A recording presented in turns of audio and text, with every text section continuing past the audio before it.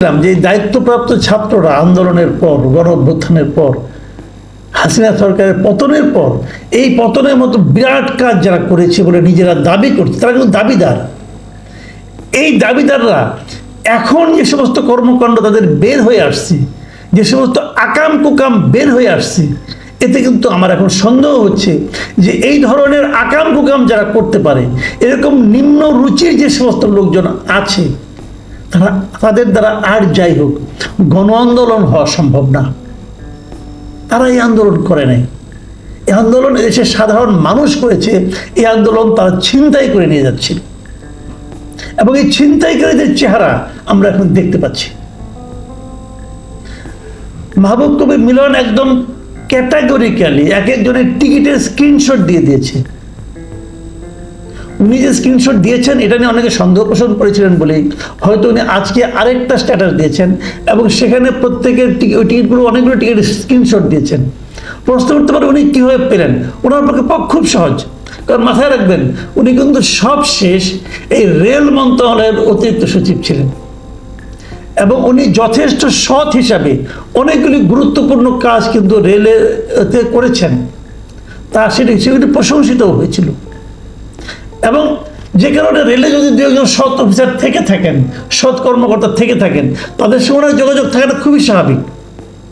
তারা হয়তো অন্য কোথাও বলে কোনো কাজ হয়নি, হয়তো কোনো প্রতিকার মেলেনি, কাজে ওনারা মাহবুব কবির সাহেবকে এগুলো জানিয়েছেন, উনি এগুলো স্ট্যাটাস আকারে দিয়েছেন, পাবলিক করে দিয়েছেন।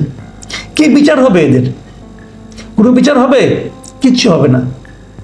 প্রত্যেকটা মন্ত্রণালয় আপনারা জানেন বদলি টদলি এই সমস্ত বাণিজ্য আমরা দেখেছি, শুনেছি, অনেকে জানি, যারা ভুক্তভোগী তারা ভালোভাবে জানেন কিভাবে এই সমস্ত সমন্বয়ক নামধারীরা নাক গলিয়েছে, সংশ্লিষ্ট কর্মকর্তাদের সঙ্গে কীরকম দাপটের সঙ্গে কথা বলেছে এবং তাদের কথা শুনতে হবে, না শুনলে গালাগালি করেছে।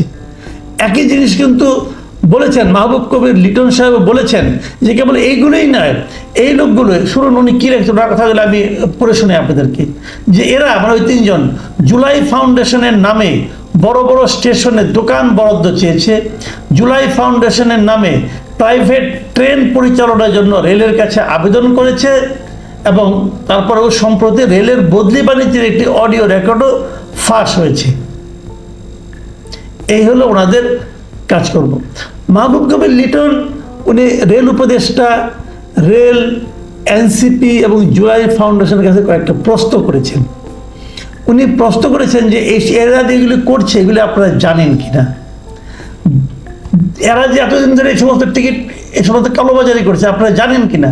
উনি আরেকটা প্রশ্ন করেছেন যে রেলের ইতিহাসে রেলের লোকজন ছাড়া বাইরের কারো নামে ফ্রি পাস ইস্যুর কোনো রেকর্ড বা নিয়ম আছে কিনা, যদি না থাকে তাহলে এই ধরনের ইস্যু করার ক্ষমতা কি মন্ত্রণালয়ের আছে কিনা, উনি এই প্রশ্নটা করেছেন। আর এই সময়ে এদের কারণে যে পরিমাণ অর্থনৈতিক ক্ষতি হয়েছে, এই ক্ষতির টাকাটা কে দেবে? এইটা তো অডিট হবে, অডিটে এই টাকাটা কিভাবে দেখানো হবে? কোন সিম্পল কোশ্চেন, কিন্তু এই প্রশ্নের কোনো জবাব কি আছে? আমি যে কথাটা বলে শেষ করতে চাই, আমি সবচেয়ে সফল সবচেয়ে সৎ যে উপদেশটাকে আমি মনে করতাম তার মন্ত্রণালয়ের একটা ছোট্ট ঘটনা এখানে উল্লেখ করলাম। দেখুন সব ঘটনা আপনি জানবেন না, এই অনেকে বলে না যে ঘুষের কোনো ক্যাশ মেমো হয়, হয় না, কিন্তু কেউ ঘুষের কোনো ক্যাশ মেমো দেখাতে পারবেন না। কোথায় ঘুষ দেওয়া হয় না, কোথায় ঘুষ ছাড়া কাজ হয় ধরা পড়ে না, কিন্তু এটা তো একদম কাগজে কলমে দুর্নীতি। এইরকম একটা কাজ কেন করতে দেওয়া হয়েছে এদেরকে? প্রচুর মন্ত্রণালয় তদবিরের কোনো ক্যাশ মেমো নাই, হচ্ছে নাকি? মন্ত্রণালয় যারা যায় তারা তো দেখে, এবং এটাই হলো কারণ যে সাংবাদিকদের যে সচিবালয়ের ঢোকাটা খুবই রেস্ট্রিক্টেড করে দেওয়া হয়েছে এখন পর্যন্ত। সেটা মূল কারণ হলো এটা যে তারা যখন যাবে, যে যখন এই ছাত্রদের এই দাপট দেখতে পারবে, সেটা যদি রিপোর্ট হয়ে যায়, যাতে না হয় সেই জন্য ওই সময়ে তথ্য মন্ত্রণালয়ে যে ভদ্রলোক ছিলেন তিনি একজন ছাত্র, এখন এনসিপির বড় নেতা, তার আমলে এগুলি কিন্তু সমস্ত একই রেশন কার্ড বন্ধ করে দেওয়া হয়েছিল। বাংলাদেশের ইতিহাসে যা নজিরবিহীন ছিল। মানে সবাই সিদ্ধান্ত নিয়ে পরিকল্পনা করে এই সমস্ত আকাম কোকামগুলো বাংলাদেশে করা হয়েছে। যে বৈষম্য বিরোধী ছাত্র আন্দোলনের 3 সক্রিয় কর্মীকে রেলকে একটি অলাভজনক ও জনকল্যাণকর প্রতিষ্ঠানে পরিণত করার দায়িত্ব দেওয়া হয়েছিল 3 জনকে। আচ্ছা, রেলকে লাভজনক ও জনকল্যাণকর প্রতিষ্ঠানে পরিণত করার দায়িত্ব দেওয়া হয়েছে কাকে? 3 জন ছাত্রকে। এই 3 জন ছাত্র তারা যে বিশাল কোনো অভিজ্ঞ ব্যক্তি সেটা কিন্তু বলা যাবে না। তাদের অনেকেই এখনো ছাত্র, তারা ছাত্রই আছেন। এরা কে কে শুনুন, আমি বলছি আপনাদেরকে।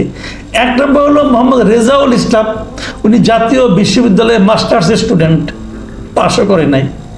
2 নম্বর হলো মোহাম্মদ আশিকুর রহমান, তিনি বঙ্গবন্ধু শেখ মুজিবুর রহমান মেরিটাইম বিশ্ববিদ্যালয়ের স্টুডেন্ট।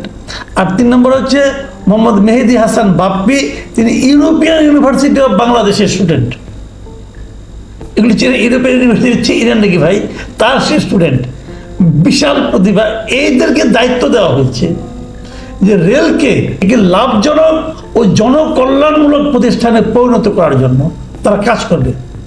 এবং এই কাজকর্মে অংশ নেওয়ার, আপনাদের আমি ওই যে বিজ্ঞপ্তিটা দিয়েছিল সেটা আপনাদেরকে আমি দেখাচ্ছি, দেখে নিন। এবং সেখানে বলা হয়েছিল যে তাদের কার্যক্রমের অংশ হিসাবে তারা কি করবে?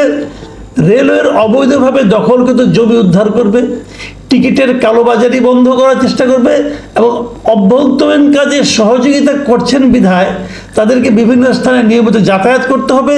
এই জন্য তাদেরকে ট্রেনের পাস দেওয়ার জন্য অনুরোধ করা হয়েছে। এবং সেই পাসে কি থাকবে? সেই পাসে থাকবে যে 2 মাস জন্য তাদের পাসটা দেওয়া হয়, ফ্রি পাস। এবং এই পাসের মাধ্যমে ওনারা এই 2 মাসে দেশের যে কোনো জায়গায় এই রেলগাড়িতে উঠে রেল লাইনের এসি বার্থ কিংবা স্নিগ্ধা শ্রেণীতে যে তারা যাতায়াত করতে পারবে। ভালো কথা। পাস দেওয়া হয়েছে নভেম্বর ডিসেম্বর মাসে তারা এটা কার্যকর। তো 2 মাস হলে কি হয়? জানুয়ারি ফেব্রুয়ারিতে শেষ হয়ে যাওয়ার কথা।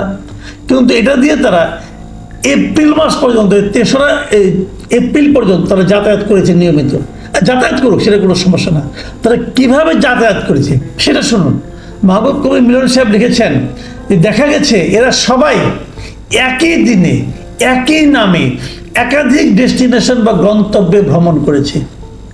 মানে ওনাদের একজন ধরা যাক আজকে আপনার কক্সবাজার গেল, ওই একই দিনে উনি হয়তো মনে করেন সিলেট গেলেন, আবার ওই একই দিনে উনি হয়তো ময়মনসিংহ গেলেন, অথবা দিনাজপুর গেলেন, অথবা রাজশাহী গেলেন, একই দিনে। কিন্তু এখন একই লোক একই দিনে কিভাবে এরকম 3 জায়গায় 4 জায়গায় ভ্রমণ করলেন?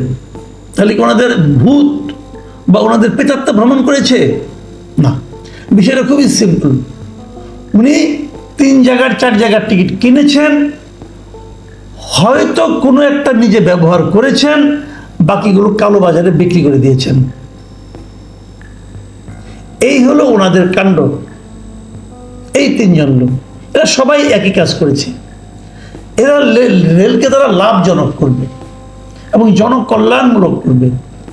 মানে এই দায়িত্ব পাওয়ার পর তারা স্ট্রেট কালোবাজারে লিপ্ত হয়ে পড়েছেন। ভাবুন এবার।